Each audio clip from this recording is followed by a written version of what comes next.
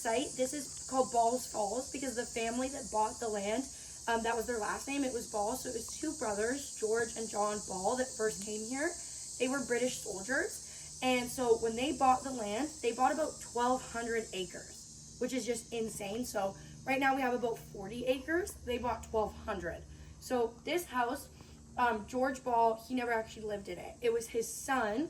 So there's 4 generations that ended up living here before they sold the property to us. And there was 4 generations that lived on the land, but it was generation 2 that had enough money to build it, and then 3 and 4 lived here, and then 4 sold it to us, basically. So we can come on in. So this house was built in, so it's actually nice because it's so hot outside today, so you can get a little bit of a break from the heat. So the house was built in 1846. And then it was lived in all the way up until the 1960s when it was sold to us. So we can start over here. This is the dining room. So these are actual pictures they had up. It's mainly just the food that is props. Everything else is pretty much how they would have had it. Because the house was lived in for over 100 years, it's not that everything in here is from the 40s when they built it. Some of it could be from the late 1800s. The 1900s, right? Like, it's when they lived here. So this is generation 4, the man that sold it to us. His name is Clarence. That's an actual picture of him. That's his mom right there. And this room here, so they had their dining room, and then this room was Mortimer, generation 3, who was a lawyer. So this was his law office. So you can see there's a separate entrance to the house for his clients to come in from. So he was running the business out of his house. So that was just another, they were very wealthy. They were a very wealthy family because they owned the mill, right? So they were making a lot of money. So another way he made his money was from being a lawyer. So all those books on the left-hand side of the door, those are all original books. So you can see Ontario law, 1890, 92, 93. Those are his original books that he would have been using when he was practicing law. Yeah, so pretty cool. His original typewriter. They were very loyal to the British royal family. So even though they had moved here, there's a picture of Queen Victoria up on the wall. They were very loyal to them. They were a religious family. I'm not sure what kind, but I know that they were some kind of Christian or Catholic. So when you go throughout the house, you'll see some pictures of Jesus. And then these birds, those aren't real birds. They're taxidermied, so we can't touch them because they were taxidermied with arsenic, which is poison. But at the time, they didn't know that it was poisonous. It's like how doctors back in the 60s in America used to prescribe people to smoke cigarettes. Meanwhile, now we know that cigarettes are very bad for you. So they didn't know that arsenic was bad to use. So those birds are from the 1800s and they're preserved very well, but it's because they're preserved with a poison. So we have to be very careful we don't touch them. Yeah. So you'll see, because the house was lived in for over 100 years, they used to heat the house with a wood fire stove, right? They'd chop the wood, start the fire, but then as time went on, they got the hot water radiators. So you could see kind of history through the house even, because they lived here for over 100 years. So these 2 rooms are the kitchens. They did have maids, so they did not do their own cooking and cleaning. It was mostly the maids, so this would have been where the maids would have eaten. The door on the left is the door to the root cellar, the basement, and the door on the right is the staircase upstairs to the maids' quarters. So they had their own staircase to the upstairs.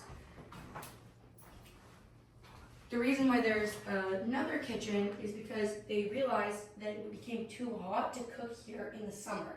So they made the summer kitchen. It's the only add-on that they built to the house because look at this giant stove that was wood powered. It made the house unbearably hot. So they made the summer kitchen. And do you see how there's a gap between the wall and the roof? When the hot air rises, it lets all the hot air out. So. And then I always like to quiz people when they come through. What do you guys think this machine was for? It says water. But what do you think it did? It's okay. I like to quiz. It's okay if you don't know. Is it the filter water or boiling water or something like that? I get that a lot. Do you have a guess? No. It's a washing machine. Oh. Yeah, it's a really old washing machine. So the reason why it says water is because that's where you would fill it to. You'd put your clothes in, you would turn the crank and it would basically like rock it back and forth, and then this at the top you'd put the clothes through and it would wring all the water out. Yeah, so you didn't have to so that's an old washing machine compared to like a washboard. So it was like the rich people versus like the regular people of what they would use. Yeah. We stay on the plastic mat because the carpet is horsehair. Yeah, so we stay on the plastic mat because it's very hard to clean horsehair carpet.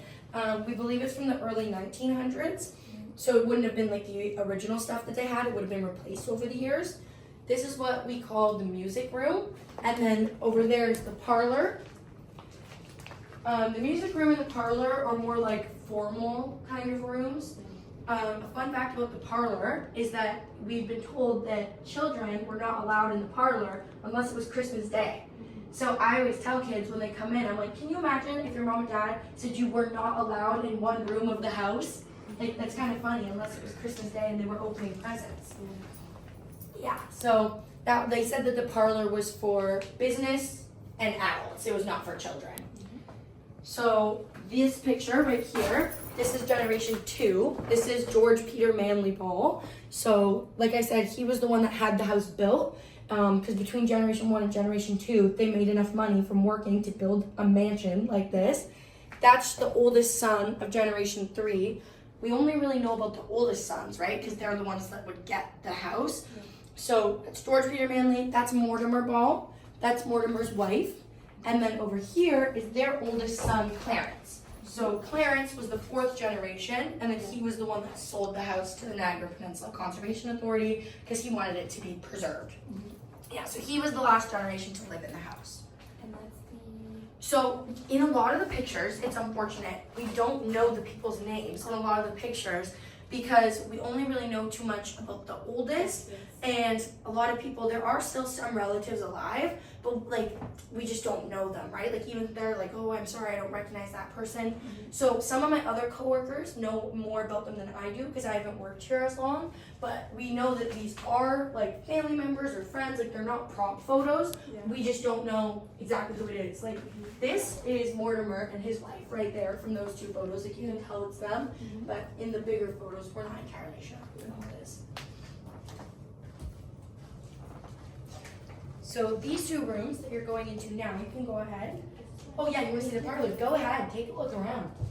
I love the lace curtains with the birds, like, and that would have been handmade. It's beautiful. So these 2 rooms, the bedroom and the tea room is what we call it. So they were not always a bedroom and a tea room. So when the house was first built and the village was its most prosperous in the mid-1800s, this was actually a general store. So that's why there's another entrance to the front street, like 6th Avenue, was for people from the general store. So just like they had an entrance for his law office, they had another entrance. Like they were definitely using their house for business. Like it was very multi-purpose. So they would sell goods and stuff, flour that they were making. They'd sell it to people in the village, people traveling by, stuff like that. Basically just any customers. But then I believe it was the 1880s. I'm not fully sure on the date, but you know at some point they didn't have a need to have it as a store anymore, so they kind of turned it back into just being a part of their house, and they made the tea room. And then when Mortimer, the oldest son of generation 3, when he got older, he suffered from a stroke, I believe is what it was, and he couldn't go up the stairs anymore, so they built him a bedroom down here. Yeah, so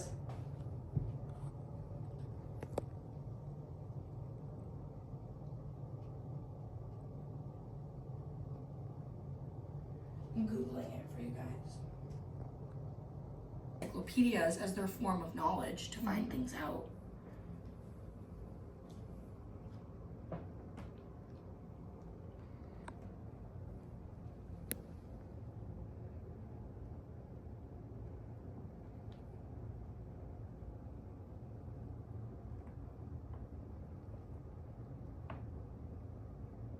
So you guys can go on and head upstairs. Just be careful with the roof because it's a little bit short, so I don't want you to hit your head.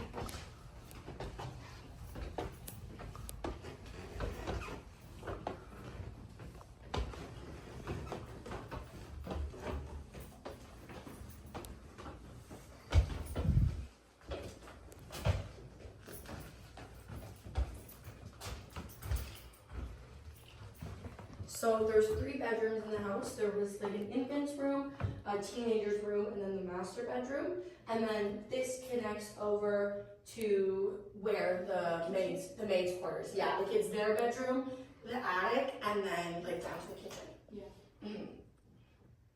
So you want to take a look. You guys can just go into the bedrooms, take a look. Bit cool because if you had higher ceilings, the heat would rise and it would kind of be out of where you were.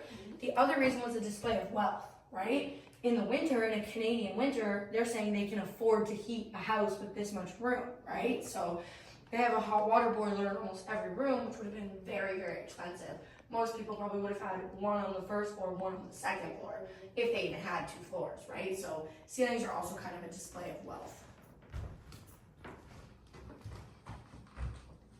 So you can see the chamber pot under the bed. That's what they would have used to go to the bathroom during the night instead of going out to the outhouse. And then the pot that's on the little dresser in the basin, that would have been what they used to shower themselves, like, and bathe themselves. There's an old sewing machine over on the left wall. No washroom, no bathroom. It was chamber pots and then the outhouse outside. Yeah. So, you know how obviously nowadays it's the norm that like we have a closet full of clothes, right? Like we have lots of different outfits. You pick what you want to wear. Even the super wealthy like them, it just wasn't a thing. Like you typically only had 3 to 5 different items. So you'd have a fancy dress that was laid out on the bed. You'd have pajamas, regular clothes, you know what I mean? It wasn't a thing, like nobody thought of it. So I always find that interesting that it's like, even the super wealthy, they did not have a closet full of clothes, it wasn't talked about, it wasn't a thing. Yeah. Yeah.